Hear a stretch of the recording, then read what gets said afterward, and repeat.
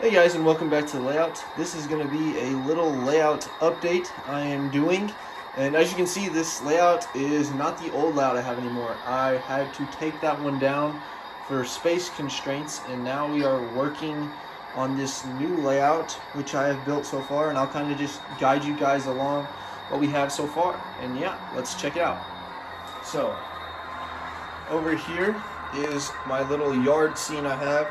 I got the Modern Welters kit. It's like the cornerstone. It's the guard and shack and stuff. So over here I have the little entrance to get into the yard, and then I have like a truck coming in. Got my chain link fence set up. Just need to build the rest of it. And then over here, kind of got my maintenance away vehicles. Got some gravel down, and then my Burlington Northern kind of like yard office car, kind of in case the yard manager needs to go somewhere.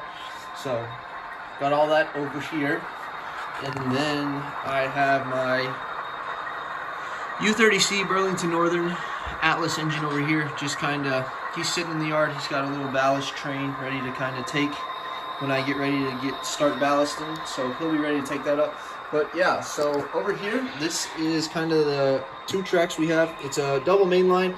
So this is going to be my dedicated southbound, and then the inside one's going to be my northbound.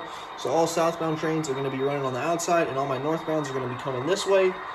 So I got some crossovers here just because I didn't want to have the issue of, let's say I have a southbound on this one, and I need to get him maybe on this one because he needs to go around or something. So instead of doing a double crossover, I just put my two crossovers right here, so trains can switch which track they're on. And then I just have two little yard tracks here.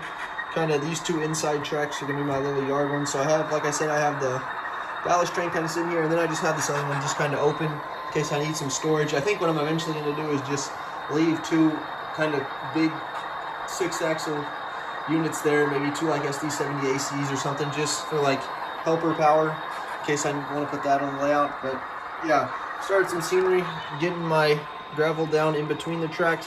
I haven't started ballasting yet just because I want to make sure the track is super reliable and all my engines are running good on it. Been putting in feeders and stuff like that, soldering the rail joiner, stuff like that, just things that I know that create good conduct for the tracks. So over here, I even tossed a little, I was bored, so I started tossing, got a little oil drum I tossed out there, and a little ladder, you know, some things that just kind of just get thrown off, and then the yard kind of just leaves it there. And then I've got my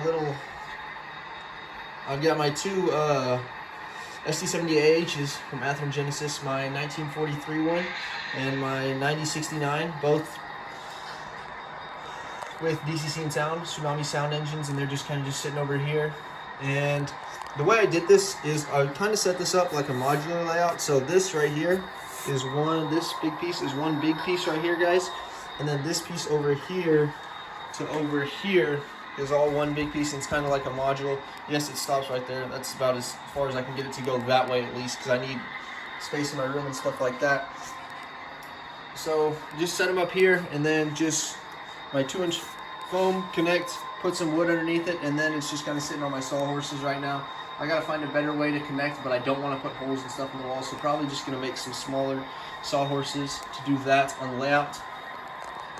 And then some things you guys are gonna notice is I've been putting a ton of graffiti decals on my cars. Lots of graffiti. Just, if I'm gonna make this a modern layout, gotta have graffiti and stuff like that on the trains.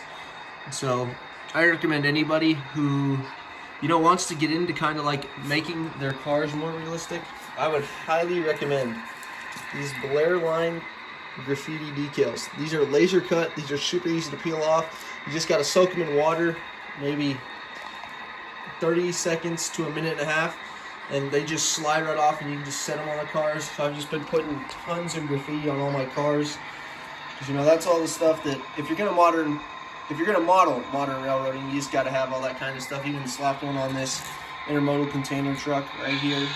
And like I said, these rail blocks and Burlington Northern, these covered hoppers here, they have quite a bit of graffiti. I'm pretty sure I put graffiti in almost every single like little corner I could fit on this car. So I wanted lots of graffiti on my cars, and eventually the goal is to weather them. I got to get my spray brush and hit them up with some brown and stuff, and then I'll probably go. I don't know if you guys have seen. I know Dan's Railroad, a guy that I've been recently starting to watch, and he's got me really hooked now into like super detailing, weathering, stuff like that. I know he does that little sponge rust technique, which I really want to try out on my cars and stuff like that. But yeah, I just thought I would just kind of show you guys kind of what I have set up so far and kind of what I'm using to make my videos and stuff like that for now. But this is the new kind of layout we're starting to build, and I think as of right now it actually looks really good in my opinion for what I have. Trains all run super smoothly right now on it, so really enjoy that aspect. And eventually what the plan is these two tracks are going to go around here, and then they're going to kind of come off into a corner section, and then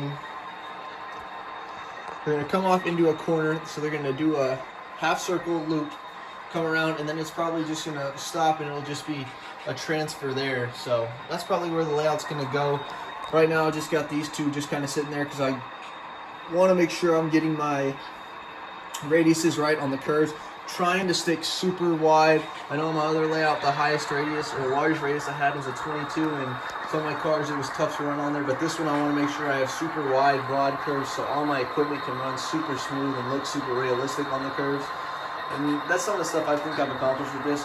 And I can show you guys real fast the way I did this. So underneath, you can take a look at the wiring. So as you can see here, I have all my leads set up, and the way I run the leads is I solder the one end to the track, then I just cut a hole in the foam, or poke a hole I guess with a little screwdriver in the foam, and then underneath the wood I just cut out the little places where the leads go, and then they come down here to these little 4-wire joiners. And I tell you guys, I at first thought I would just like solder all these together in connectors.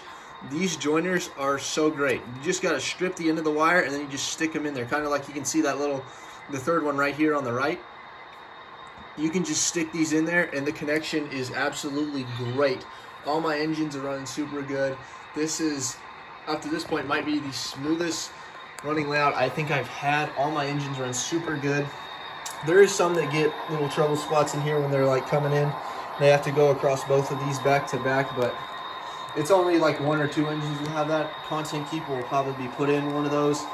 But most of the engines I have, because they're big 6-axle diesels, they can run fine over these. I do have a little bit of issues when I run my switcher, my GB40 switcher, that little Frisco switcher I have. It does get a little bit shaky when it comes in here trying to go over all the crossovers and the frogs, the switches right here. It does get a little iffy, but I think the goal is I'm probably just going to end up just kind of keeping him as just a project piece. And I want to, hopefully, I think one of the next engines I'm going to try to acquire is a Kato Snoot Nose SD40-2. And that guy will probably take over as the yard power, my U30C, and he'll probably get sent out back to mainline power, and I'll just leave the Snoot Nose SD40-2 just kind of in here to move cars along or just kind of deal with the local and stuff like that. But yeah, I just thought I would let you guys kind of see what is going on right now and the stuff I've been working on. And I just want to thank you guys for watching, and if you guys have any suggestions or questions, I try to answer all those in the comment section, so just leave those down below. And thank you guys for watching.